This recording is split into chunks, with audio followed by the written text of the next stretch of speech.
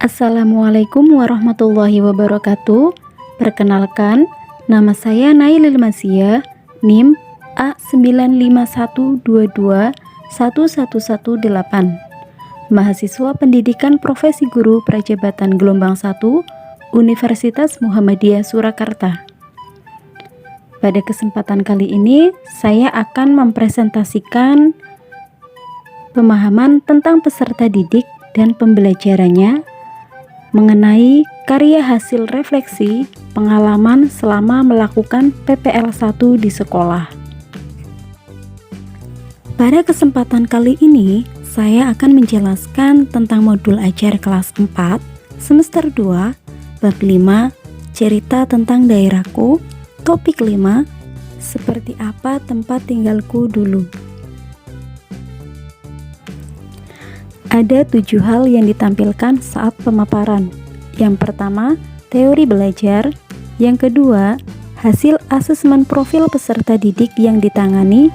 Yang ketiga, teori perkembangan sosial. Yang keempat, modul ajar yang dibuat guna memfasilitasi pembelajaran dengan dikaitkan karakteristik peserta didik, pembelajaran yang berdiferensiasi, dan respek budaya. Yang kelima, output yang terjadi di lapangan. Yang keenam, hal yang dipelajari dari rangkaian proses ini.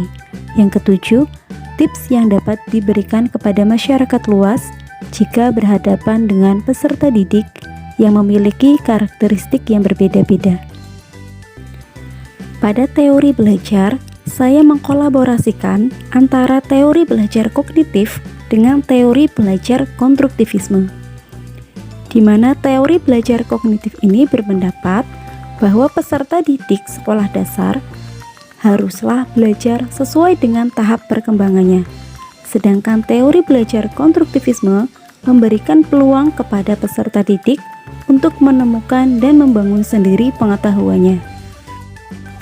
Untuk hasil asesmen profil peserta didik yang ditangani, yaitu ada kemampuan kognitif, ada jumlah peserta didik, ada status sosial, ada minat belajar peserta didik, dan gaya belajar peserta didik. Selanjutnya, untuk teori perkembangan sosial, ada perkembangan moral, di mana peserta didik ini sudah dapat membedakan mana yang baik dan mana yang kurang baik. Yang kedua, perkembangan motorik, di mana peserta didik ini memiliki perkembangan motorik yang sudah baik. Dibuktikan dengan peserta didik mampu berjalan, berlari, lompat, menulis, mewarnai, dan lain sebagainya. Yang ketiga, ada perkembangan emosional. Peserta didik memiliki emosi yang stabil, namun ada beberapa peserta didik yang belum mampu mengendalikan emosinya.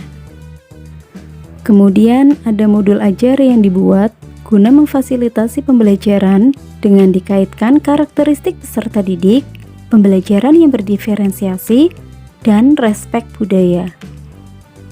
Pada modul ajar yang telah saya buat, ada identitas dan informasi umum, meliputi kode ATP acuan, penyusun, jenjang sekolah, mata pelajaran, fase atau kelas, bab 5, domai atau elemen, capaian pembelajaran, pengetahuan dan keterampilan prasyarat, alokasi waktu, profil pelajar Pancasila, target peserta didik, model pembelajaran yang digunakan, metode pembelajaran, sarana dan prasarana, daftar pustaka, serta referensi lainnya.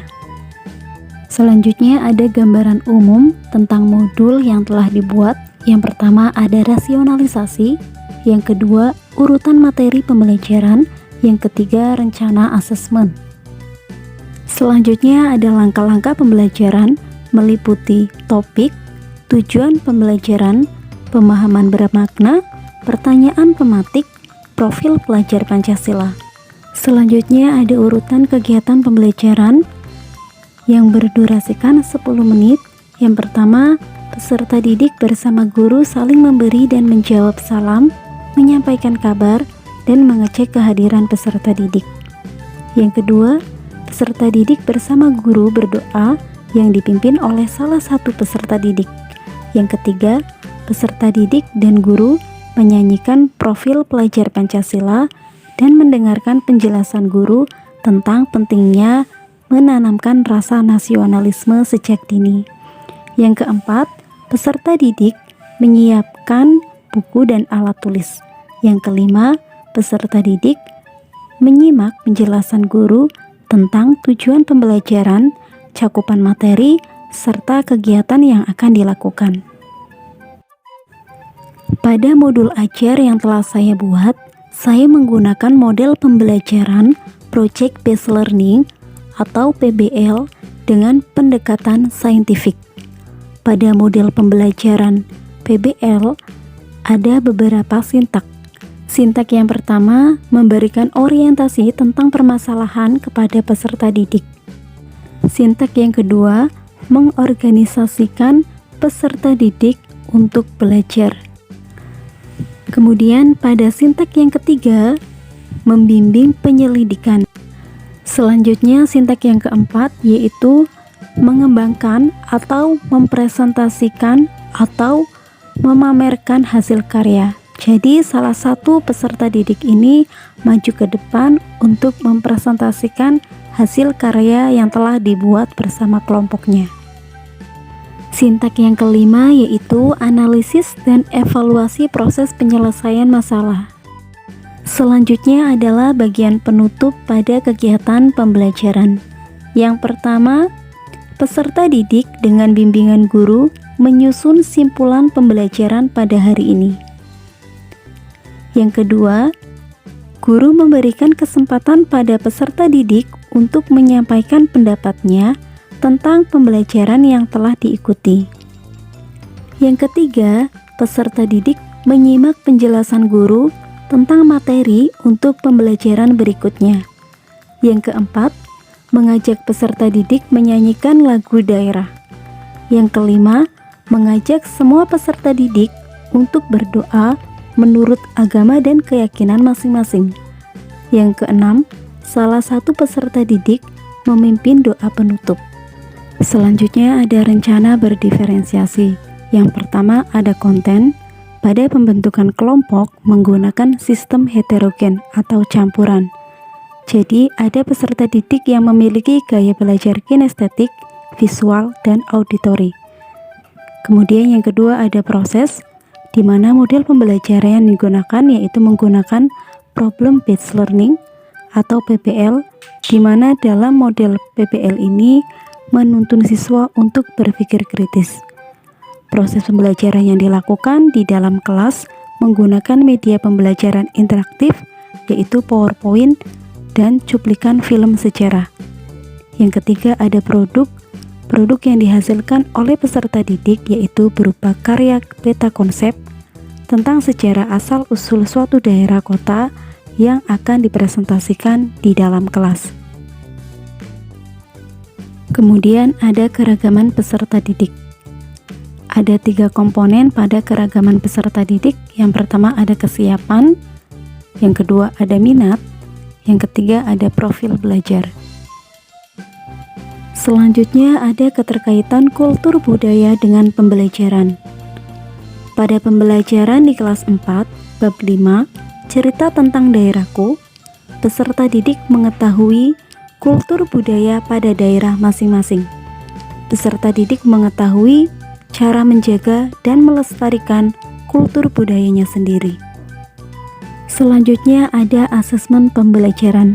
Yang pertama ada asesmen diagnostik, yang kedua ada asesmen penilaian sumatif, dan yang ketiga ada asesmen penilaian formatif. Kemudian pada modul ajar yang telah saya buat memiliki kegiatan remedial dan pengayaan. Kegiatan remedial diberikan kepada peserta didik yang hasil belajarnya belum mencapai kriteria ketuntasan minimum. Kemudian kegiatan dan pengayaan ini diberikan kepada peserta didik yang telah mencapai kriteria ketuntasan minimum. Selanjutnya ada kegiatan refleksi.